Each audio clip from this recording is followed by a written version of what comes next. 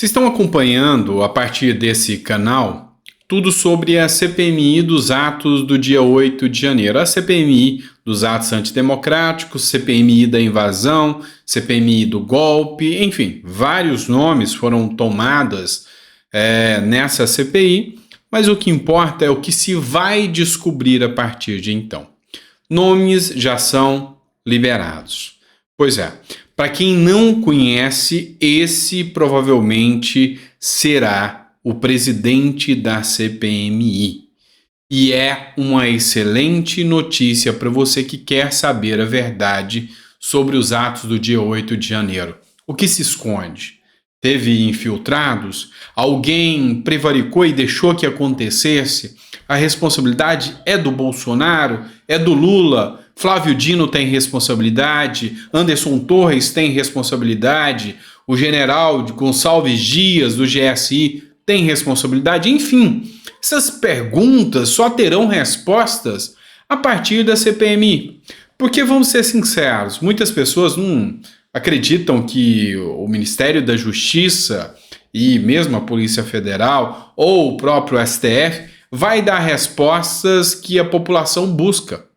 São viciados na credibilidade e na parcialidade. É o que a maioria dos cidadãos brasileiros pensam. E é isso que a gente tem que averiguar agora. Mas vamos lá.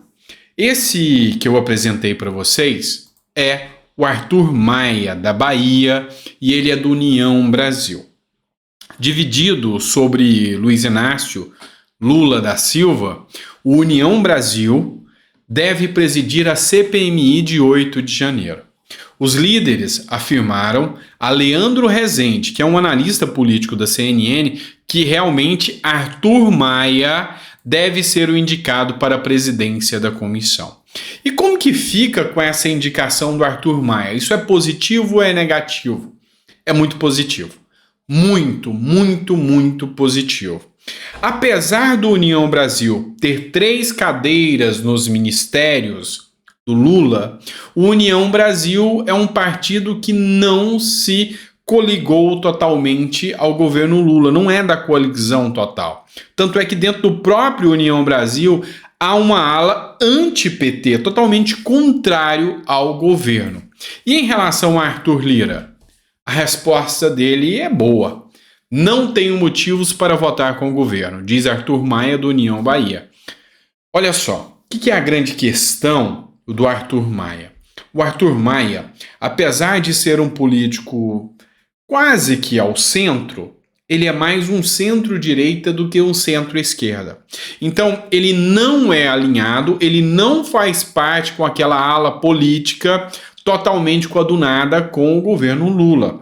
Tanto é que quando aconteceu aqueles embates entre alguns ministros do Lula, inclusive a Gleisi Hoffmann teceu críticas ao Juscelino Filho, que é ministro do Lula, ministro da comunicação do Lula, sobre aqueles escândalos do uso do orçamento secreto, o Arthur Maia rebateu contra o governo do PT e falou que precisava de apuração. Então, assim, ele já mostra que não é alinhado, é imparcial. E isso é o que a gente mais precisa, de alguém que vai presidir a CPMI de forma imparcial. Nem da ala, e aqui não sobra questionamentos, nem da ala de oposição e nem da ala do governo. Por quê? Porque se for da ala da oposição, vão descredibilizar. Se for da ala do governo, vão massacrar, porque a gente já sabe o modo operandi deles. Agora, se for de uma ala independente, é assim que se faz justiça, é assim que se investiga. Bora continuar trazendo aqui Flávio Dino. Flávio Dino anuncia que está sendo ameaçado. Ele postou em suas redes sociais o seguinte: desde ontem estou recebendo dezenas de mensagens agressivas e ameaçadoras, todas com clara inspiração política em segmentos extremistas. Claro que não me intimido com gabinetes de ódio e estou adotando providências legais cabíveis. Esse é o único caminho. Se está recebendo mensagens ameaçadoras, como cidadão, caminhos legais, mas observe a lei. Não coloque a máquina para perseguir aqueles que estão te ameaçando. Coloque a justiça séria e imparcial, tá? Da mesma forma que quando receber denúncias de que o gabinete do ódio da esquerda está atacando quem é de direita também tome providências. É assim que é o justo, não é? É assim que é o justo. Pois é, mas enfim, apesar de tudo, quem quer que seja, apesar de eu ter minhas várias diferenças ideológicas em relação a Flávio Dino, ameaças nunca é o caminho, tá? Bora falar de Yuri do Paredão e Lula. O que tem de errado nessa foto? Você já viu aquelas brincadeiras de joguinhos que vem no jornal? Acho o erro? Pois é. E aqui, o que é o erro? É um deputado com o presidente da República. Tem algum erro aqui? Tá, tem.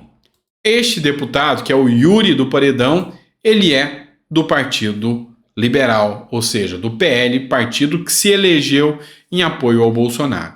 E aí, com essa foto, ainda mais com essa mão apertada assim, ganhou críticas. O próprio André Fernandes, que para mim é um deputado que vem sendo muito articulador, um deputado que vem fazendo um trabalho bem feito no Congresso Nacional, trouxe críticas ao Yuri do Paredão após foto com Lula.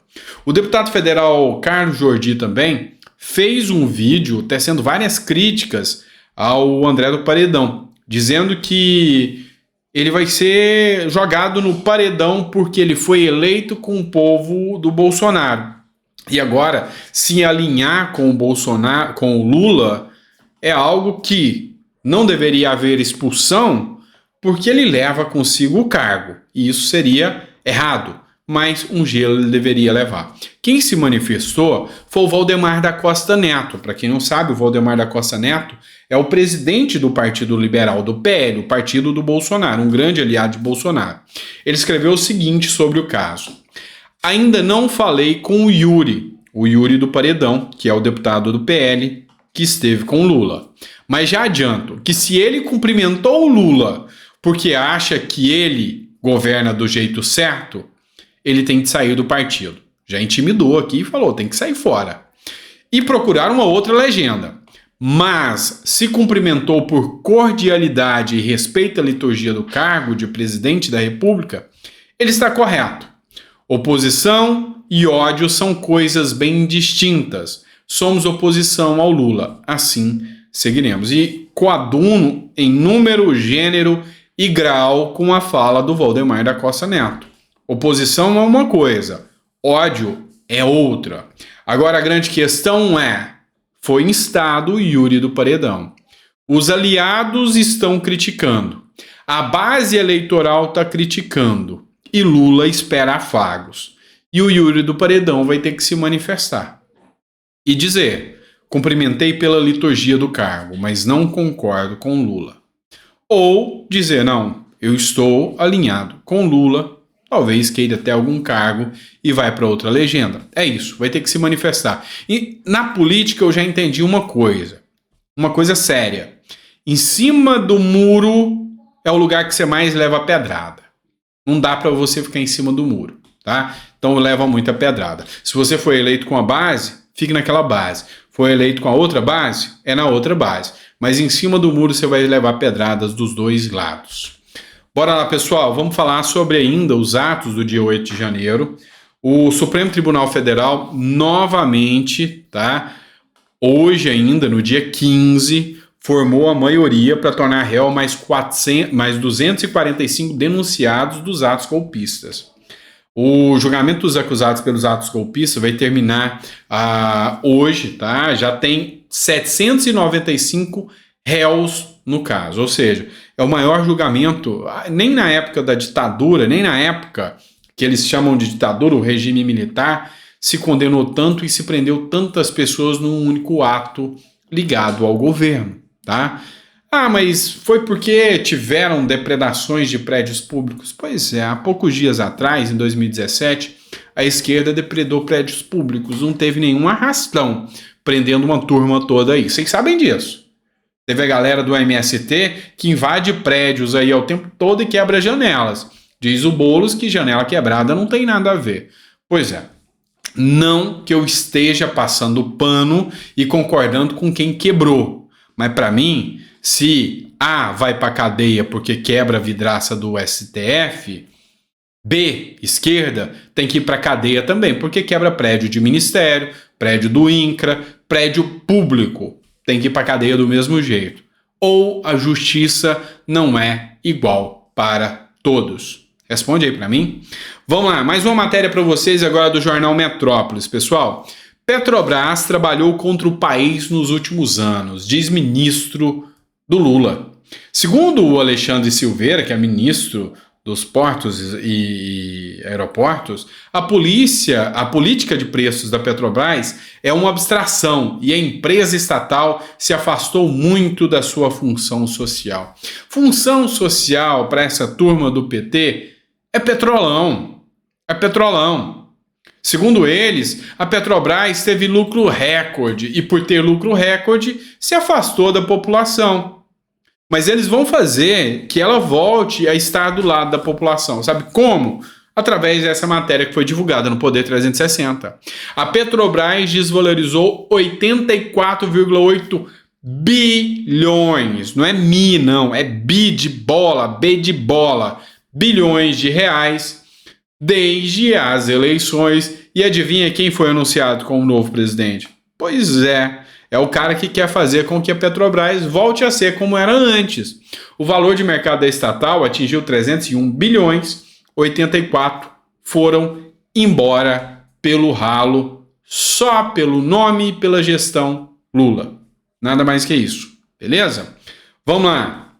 Hoje eu fui pego de surpresa com uma postagem do Lula, onde ele diz que a carne ficou mais barata e tá tudo ficando mais barato. Fazendo uma postagem de uma promoção de um supermercado. Um supermercado fez promoção quando a carne tá perto de vencer e faz aquela publicação com preço mais barato e ainda coloca: eu prometi para vocês que a carne ia ficar mais barata. Pois é. Só que o grande ponto aqui é que a inflação anual tá subindo, ela já ultrapassou a meta e ela vai voltar a sair do limite da meta agora em julho, e as projeções do IPCA devem apontar a desaceleração nos preços no acumulado de 12 meses até junho, depois dessa aceleração que teve. Mas por enquanto a inflação continua a sair do limite, está indo ainda, está crescendo. Então não dá para fazer a UE agora e fazer essa demagogia, esse populismo barato de que a carne já está baixando. Quer saber quem fez demagogia e populismo com isso? Essa turma aqui, ó, da Argentina, tá? A turma da esquerda da Argentina. E hoje eles sofrem com inflação de 104%. E é um país de pessoas que não têm poder de compra nenhuma. Aqui a Money Times fala que em país de mendigos, né? Então, com uma das taxas de inflações maiores do mundo, as pessoas não conseguem simplesmente sobreviver. E lá na Argentina, conforme essa matéria do Poder 360, a taxa de juros já está chegando a 97% ao ano. E o Lula está querendo que aqui no Brasil a gente baixe a taxa de novo. Sabe por que a taxa de juros está 97% ao ano na Argentina? Para conter a inflação. É regra básica. É regra básica. Quando você tem demanda de dinheiro, o preço do dinheiro é o juro. Quando você tem muita demanda de dinheiro, há escassez de produtos, porque o povo compra mais. Havendo escassez de produtos, todo mundo levanta o preço. Vamos lá. Eu tenho um óculos para vender. E eu tenho um comprador, o preço do óculos é X. Agora eu tenho um óculos para vender e eu tenho 10 compradores. É lógico que quem paga mais leva. É simples assim. É simples assim. A regra do jogo é fácil. É só entender um pouquinho. Então, esse negócio de baixar juros, meu amigo, pode até soltar um pouco de dinheiro na economia, mas a gente já passou por isso durante a gestão Dilma Rousseff e a conta chegou. E você sabe muito bem como que a população brasileira ficou. Bora lá, pessoal. Matéria da CNN. E a perseguição a Jair Bolsonaro continua. O Bolsonaro já acumula quase 600 processos. É um levantamento que foi feito pelo próprio partido do Bolsonaro. A legenda está monitorando todos os casos que cabe a ela custear a defesa do ex-presidente Bolsonaro, e boa parte dessas ações judiciais contra o Bolsonaro é o PL que está fazendo a defesa. Então, assim, tudo que Bolsonaro faz é motivo de processo. O STF, que é a cabeça dele, o TSE, que é a cabeça dele, o Dino, que é a cabeça dele, os esquerdistas querem a cabeça dele. Então, Bolsonaro responde 600 processos, centenas de processos. Só que nenhum deles consistente eficazmente de torná-lo inelegível. Tanto que o próprio Arthur Lira já deu seu depoimento, já deu a sua declaração de que, preste atenção, se Bolsonaro ficar inelegível, vai causar um furacão na política brasileira, porque ele vai triplicar, ou seja, vai aumentar e muito o seu poder de transferência de votos.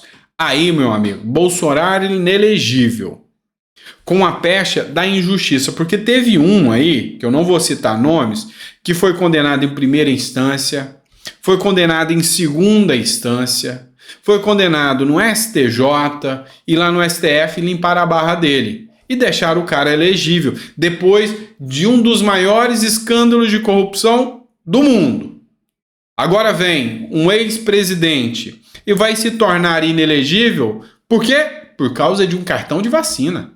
Ou melhor, talvez ele se torne inelegível porque ele publicou um vídeo, correu e apagou depois, onde ele questionava alguns resultados aí. E aí esse cara vai ficar inelegível.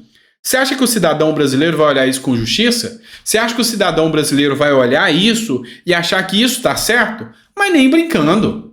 Lógico que não. Então, aí, essa sensação de injustiça vai dar mais força ainda para tirar o agressor, aquele que fez a injustiça. Então, Lula está triste, Lula está ansioso, depressivo e vai piorar, porque a coisa está ficando cada vez mais difícil. Lula não sabe mais governar. E se eles deixarem o Bolsonaro inelegível como querem, a dor de cabeça do Lula vai piorar. Não sou eu que estou falando, é o próprio Arthur Lira, tá certo?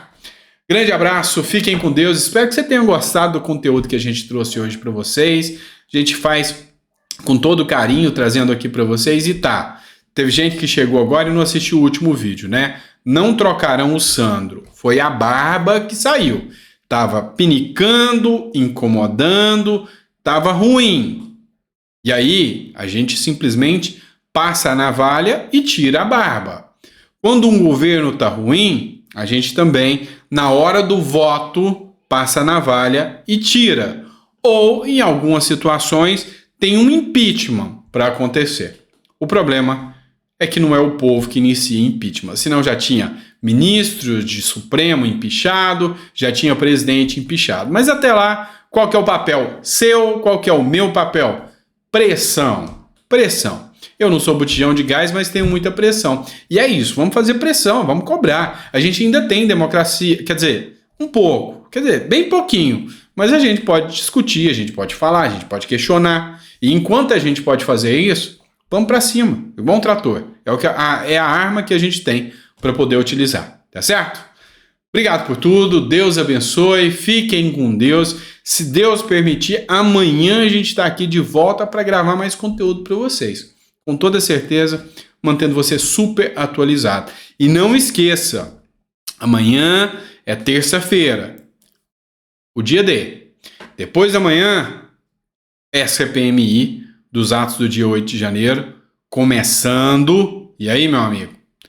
É acompanhar tudo para saber tudo que está acontecendo. Tá certo? Grande abraço, fica com Deus e até o próximo vídeo.